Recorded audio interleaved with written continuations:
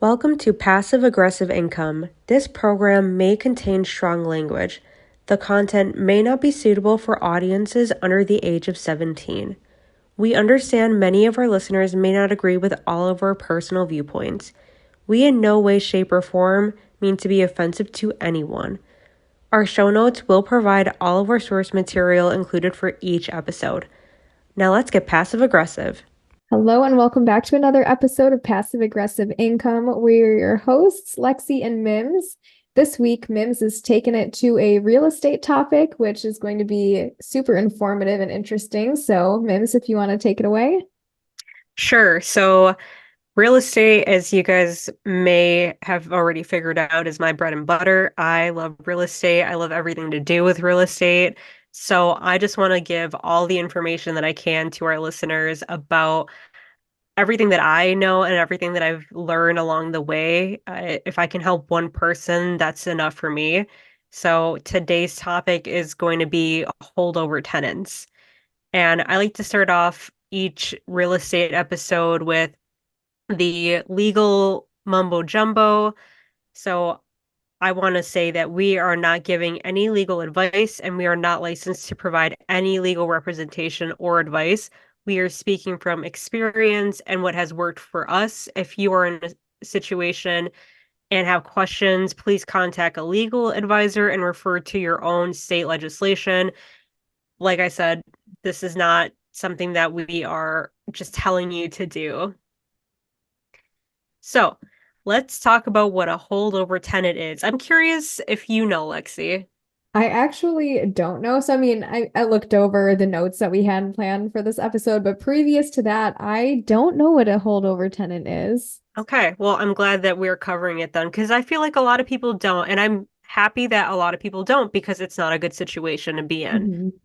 So once you give a 28-day notice or in other terms, a termination of a tenant's lease, which can only be done when they are on a month-to-month tenancy and they don't abide by the notice, that would make them a holdover tenant. So you said, in a matter of words, we're done with your lease. You need to move out by this certain date. And they're just like, no, fuck you. I'm staying here. That is what you would call a holdover tenant. And now I'm going to go into everything that that entails. Mhm. Like we mentioned before in a previous episode, a 28-day legal notice in the state of Wisconsin, make sure you check this in your own state. And by not abiding by this, the tenant needs to be officially evicted. So this is when the eviction process starts. So what does the notice need when you are giving them a 28-day legal notice? Again, this is covered under Wisconsin State Statute 704.19. It states that you, as a landlord, have to give a at least 28 days of a written notice. It cannot be verbal. It can't just be like, I gave them a call. They know that they should have been out on the 26th. They're not out. That doesn't count. It needs to be written and it needs to be served to them. And anyway, it doesn't need to be formal. It could be a text. I wouldn't recommend doing it in a text. I would recommend doing it on a letter, mailed to them, but to each their own. Mhm. Yeah, the important thing is just like having the documentation that you did send it to them. Like have Yes. those receipts. Yes. Always have the, like that one lady, receipts, timelines, everything. Yes, exactly. So here are key things to include in your termination notice.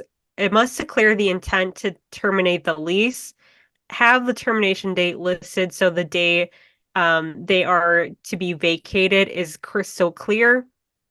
It is it also says that if there is a spelling or any other type of error in the termination of their lease, it may not invalidate the notice unless it's misleading information in it. So it could have a whole bunch of typos in it. It doesn't matter. It still is legal unless it has some sort of like misrepresentation.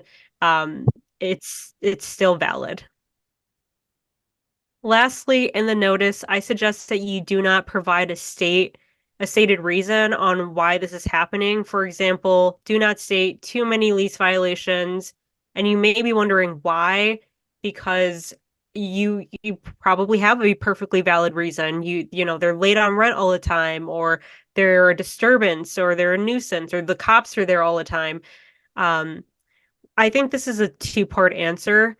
One, you're not legally required to do so, and I'm kind of an advocate if you don't have to provide a specific reason. I try not to muddy it with different things that they can construed in a bad way. I just like it to be as formal as possible. Say X, Y, and Z. Here's where you can look up the state statute with it. Here is what's going to happen if you don't abide by it. And if you have any questions, you can contact your attorney. You can contact whoever you need to. You can even contact me if you want to. But that's it. I don't give them any sort of, like a, a last farewell letter. Like, that's not what you're writing here. I have the link in the show notes on what the requirements for the notice needs to be. And after reading it for yourself, it will confirm that you indeed do not need to list a reason why.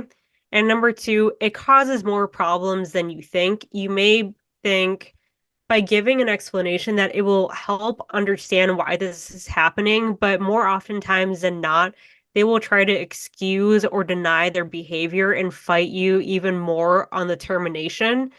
You just don't want to give them any sort of reason to deny or say that you are um, mistreating them or what you're doing is wrong or anything like that. So I just like to don't leave it open-ended in any way. Don't leave it to them to misconstrued or get their feelings hurt or whatever, even though it's valid, even though you don't even have to have a reason. You could just be like, I don't want to rent to you anymore. You could terminate their lease as long as they're on a month-to-month basis. So just keep it formal, sweet, and to the point. Don't add any unnecessary things that are going to rile them up. Hmm. Yeah, I think that's really good advice. Like, you don't need to try and overcomplicate things. Like, this is what it is. Let them get the message. And like, if they really do have a problem with it, then like that's kind of on them because you're not actually legally required to give them a reason. Right. When I would get on the phone to talk to the people that were receiving a 28-day notice about the notice, they would ask, why is this happening? And 9 times out of 10, they already know why it's happening. But I simply would just say back in the state of Wisconsin, we are not required to provide you a formidable reason. We are only required to serve you the notice in written form, provide 28 days, and verify that this is not during a year tenancy. But like I said, these are suggestions. They're based off of things that have worked for me in the past. You can do things however you would like to. If you get really personal with them, that is on you. I just know that it could backfire. Hmm. So, what happens next? Let's fast forward to the day of their scheduled move out, and you show up to do the final inspection. They are still in the unit with no intention of leaving. And what is there left for you to do? Just keep renting to them, pretend it never happened. Um, I wouldn't do that in I wouldn't just be like, okay, well, they Well, won. guess they're staying. Guess they'll just Yeah. live here forever. No, if the tenants have been a nuisance, have a laundry list of lease violations, have a history of paying late, or have a large unpaid amount currently due, or maybe you are simply just trying to own or occupy and need to have one of the tenants vacate, but they just refuse, the next step is providing them with their holdover letter. Something along the lines of it has come to our attention that you have not vacated from 123 Frankenstein Lane after being served a 28-day termination notice. Reiterate that they were to be vacated on a specific date and ultimately state that you will be providing proof of their failure to vacate through the eviction process. So really nailing down that the next step is eviction, which for a lot of people, it should scare. For some Mhm. people, it doesn't. That's a scary word to me, man. Yeah. Yeah. And like I mentioned before in different episodes, I've worked for a really big property management company. And like I said, eviction should scare somebody, but I've had conversations where they're like, I'll see you in court. Oh my And I'm God. like, okay, that's perfectly fine. And you don't need to get into a big battle royale with people when they're just like, all right, that's fine. We'll go to court and you're gonna like kiss my ass and blah blah blah. And just like as long as you know that you have documented every single thing and that you're going by the book, you're gonna be perfectly fine. You don't have to get all like personally emotional about it. You don't need to Right. get really amplified about what they're saying to you. They can mouth off all they want, but at the end of the day, when they sit in front of the judge and you have them texting you, I'm not getting out, or you have pictures of them on the scheduled day of everything still being in the unit, or you have emails of them saying, fuck you, I'm staying here. It's just, I welcome Pretty it, clear to be cut. honest. Yeah. So when you're talking about your experience with holdover tenants, is this all through your property management job in the past, or have you had to deal with that as a landlord yourself? Knocking on wood, Okay, that's knock on also, wood. yes. I have only experienced that with the property management company. I've Mhm. noticed that a lot of that happens with apartments. Apartments to me is a whole beast of their own. Right. They are they attract a different type of renter, Mhm. and I only own duplexes. Once you scale more, you attract different varieties of people, right? And it's Right. hard to, unless you're really hands-on and unless you have a killer property management company, things slip through the cracks and you may put somebody in there that isn't a good fit and you may be wanting to just fill in for vacancy. And then that's how you get things like people that don't pay on time or Right. people that cause a lot of issues and you need to terminate their lease. So this is, I always like to refer back to our previous episodes of finding tenants. If you are hands-on, be hands-on, go to the showing and make sure that you're paying so much attention that it's like you're just inhaling all of the information. Make sure that Mhm. you notice how they show up for the appointment, how they complete their application, how they talk to you in the first communication lines that open up, and feel them out. Like you have a gut for a Yeah. reason, and this is when it comes into play. And if you just fill your unit in just to fill it in, it's going to bite you in the ass. Yeah. Mm-hmm. And I don't know about you, Mims, but I've definitely been there more so when I was running like a short-term rental or when I first made the switch to doing midterm. And I put people in there that like I kind of had a weird feeling about. And I'm like, you know what? There's no like obvious red flags. We'll just accept this and see how it goes. And like then it Yes. sucks and I'm stressed out all the time. I'm like, wow, wish I would have listened to my intuition. Yes. I actually did misspeak. I did have to 28-day for my own personal units, but I never had to go through the eviction process, and I'm knocking Okay. on wood again. Yes. So luckily I was able to say, I don't want to get to the eviction process with you. I would prefer for us just to have a clean break. And it came down to different things, like different personalities for one. And, they were really combative. They thought I was really combative. So it was just like, why continue this Yeah, it's not relationship? working. And the other was because of late payments. So, I had to go through a few not so great tenants, but now in that unit, I have a great tenant, and it just takes time to find somebody if you're not being rushed. Yes. Hmm. So, giving them one last opportunity in the letter stating that if they move out by the end of the day, they will not be charged a holdover fee and that they will not be put through the eviction process. make sure you check with your state laws or your attorney to verify that you can include a holdover fee for this type of scenario in your lease. Otherwise, in this state, you can charge double rent for each month they are in the unit past their termination date. It helps to email and mail them a physical copy of this notice and make sure you certify mail this instead of regular mail.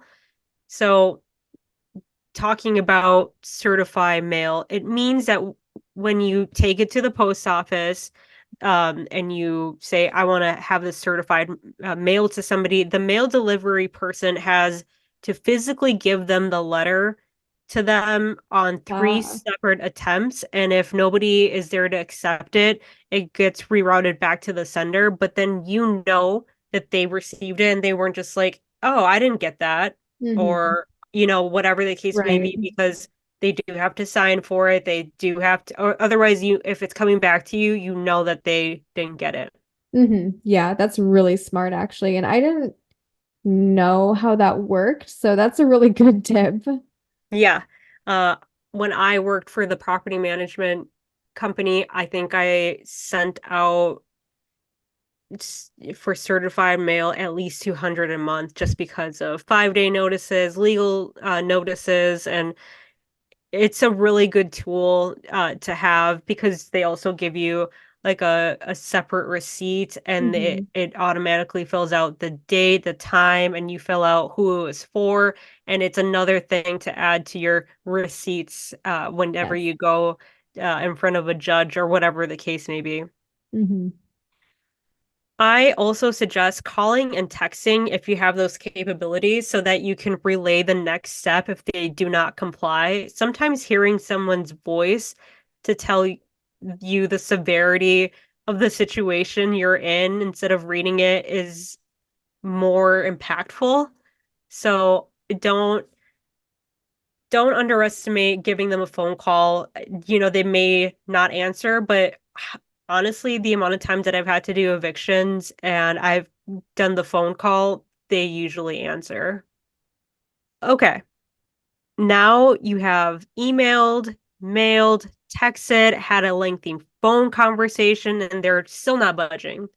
They are saying, fuck you, you can't do this, how dare you, and whatever else they got to say. Unfortunately, it is time to file for their eviction. And that is going to be next week's episode. I'm going to go into how I know how to file for the eviction process in the state of Wisconsin. I always like to mention in our episodes that it may be different in your state. So always make sure that you are double checking to see what your processes is, because county to county here in Wisconsin, it differs a little bit.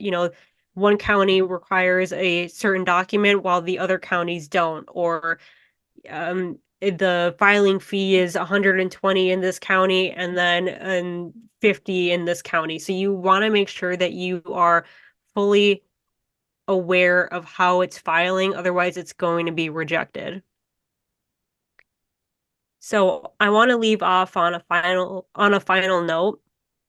When you 28-day a tenant, make sure you're doing it for the right reasons and not because you're using your landlord power for Hmm. just for the sake of it. Yeah. Lexi mentioned in a previous episode that they had an unethical feeling when in the process of viewing a property because of the elderly tenant that lived there that would have needed to move out.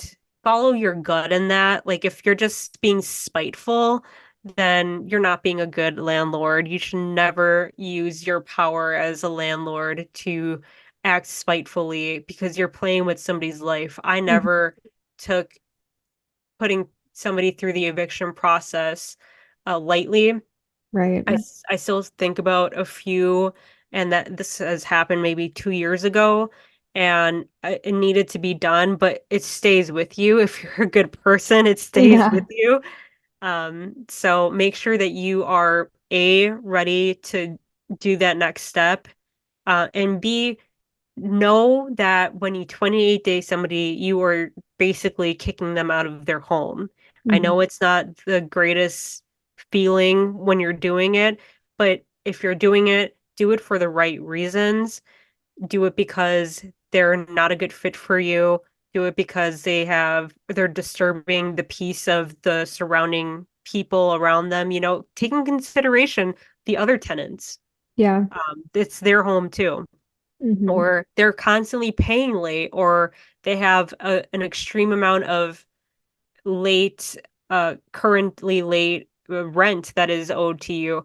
You can't continue to let them steamroll you in that way. This is your business. This is a business. So you need to put your foot down. And if that means terminating them, then that's what that means. Yeah, it's definitely like keeping in mind, number one, that they're humans, you're human, they have Hmm. feelings, this is their home, and that's Yeah. what it is, and like recognizing that. And then number two, it's also at the same time recognizing that the whole reason you're doing this is because it's an investment and because you're trying to improve your life and the lives of the other tenants in the building who, are just trying to go about their lives too. And so if there really is like someone who's causing issues, then you have to take a look at that and like do the hard things and have the Yes. hard conversation. And it feels bad, but know that ultimately it's like the most ethical thing to like not have those people like taking advantage of you or the other Mm, people in the building. And so it's hard, but that's part of it. And that's what you sign up for when you become a landlord.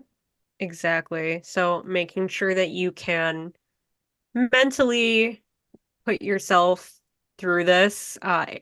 It would be naive of you to think that they would just be like, okay, I'm moving out. That's best case scenario. Right. Um, and even with the ones that I personally had for my units, it was tough. It was tough because there were situations where, one had a kid, and that was Mhm. really tough for me to have to do. And the other one, bitched me out, but I had to get through it. And for me, it couldn't have gone better because I love the tenant that's in there now. It's just amazing what one tenant can be and the other one isn't. So, Yeah. and also remembering that it is easier to retain a tenant than to find another one. So the reason behind terminating a tenancy needs to make sense. If they're just being annoying or maybe a little bit nitpicky, it may be easier to deal with in the long run than to go through the whole move out and move in processes. So don't just like, all right, I'm done with you. I'm just gonna 28 day you because you're annoying or you call like every 2 weeks or whatever. Make sure that it is something that you are willing to go through the whole process of having them move out, doing the security deposit, doing the move in for somebody else, vetting that other person, going through the application person, and then Mhm. starting that whole new relationship with somebody else. Yeah, and that goes to show like you need to be a good landlord and you need to be Mm, doing all of the things a good landlord does, like vetting your tenants and making yeah, sure that like all of your processes are in place when you're choosing a tenant to live in that unit or that property. So make sure that you're holding yourself responsible first so you can find good tenants. And like Mim said, it's easier to maintain a tenant than have to do all of the other things. So do your part first. exactly. Lastly, if you ever 28-day a tenant at first, speaking out of personal experience, it will be an unpleasant experience to a certain degree. They could cuss you out, make you take them through the eviction process, which does cost, money, or try to guilt you by saying we have kids or they're down on their luck. This is a very tough step to follow through on. So make sure, like I mentioned before, that when you start the termination process, that you can follow through and not let what they say or do get to you. Except, that they may be so upset that they trash the unit. I know that really hurts me to think about, but you're kicking somebody out of their home. They could retaliate, and mentally prepare yourself for worst case scenario. I do. I always do. Yep. They may leave all of their stuff behind. They may skip out on paying the residual balances. It's really just all part of the game. You may take an L on this for just getting them out of there, but in the long run, if they were just really bad renters, it's going to work out for you. It's just going to suck in that period of time. Right. Hmm. And that is what a holdover tenant is. So just going over that, it's when you give a tenant a 28-day notice of terminating their lease. They say, I'm not going, you can't do this, this isn't legal, blah, blah, blah. And you know, because you have checked that it is legal and you have talked to your attorney and you have looked over your state legislation to make sure that you can 28-day a tenant in your home state or the state that your rental property is in, and you say, doesn't matter what you say, doesn't matter what you do. If worse comes to worse, I know that I'm in the right and I'm going to have the receipts for every single thing. So make sure you Hmm. document everything and make sure that you are doing it for the right reasons as well. Yeah. Yeah. Very well said.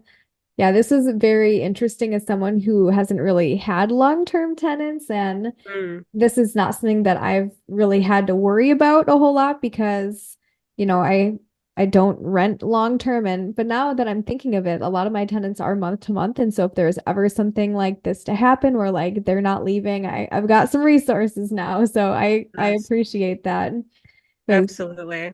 yeah, a very informative episode. And, it kind of just speaks to the realities of like, we talk a lot about the benefits of real estate, and like, we're Mm, both super big proponents of like using real estate as an investment and a way to like improve your life, but it does come with some burdens. And so, we talk about the highs and lows on this podcast. So this was really helpful, and we'll continue next week. Following step, Mims is going to go into the eviction process. So if you ever have to go down that path, we are your resource. Hopefully, mm. this was helpful for you because it definitely was for me. Good. I'm glad. Yeah, I hope that everybody had some takeaways from this episode. And like Lexi said, next week we're going to dive into the eviction process and all the things that I have learned throughout that. I am just, I used to think I did have such a hard job because I was the only one doing the eviction process. And that is a really big burden to bear Yeah. on a day-to-day job. But I had learned so much, and it's kind of like being in the trenches every day. Like when and then you come out and you're just like, damn, everything else is a piece of cake, you know? Yeah, That's that's how I true. feel. The tough stuff certainly makes everything else feel just a little bit more manageable. Yeah, and like now I know how bad it can be, how easy it can be. I know how to do it all, and I just think that if I'm going to be thorough and anything when it comes to real estate, it's going to Hmm. be this and obviously everything else you want to be thorough in. But when it comes to the legal matters of it, like the evictions and everything else, you want to be fucking knowledgeable as much as you can be, or find somebody else that is smarter than you, because this Yeah. is not the time to play.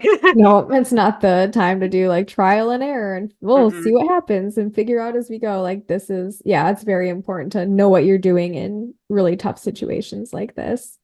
Exactly. Well, So, thank you all for being on this journey with us. Make sure that you follow us on Instagram and on Facebook. Follow us or subscribe to our YouTube channel and follow us on Spotify as well.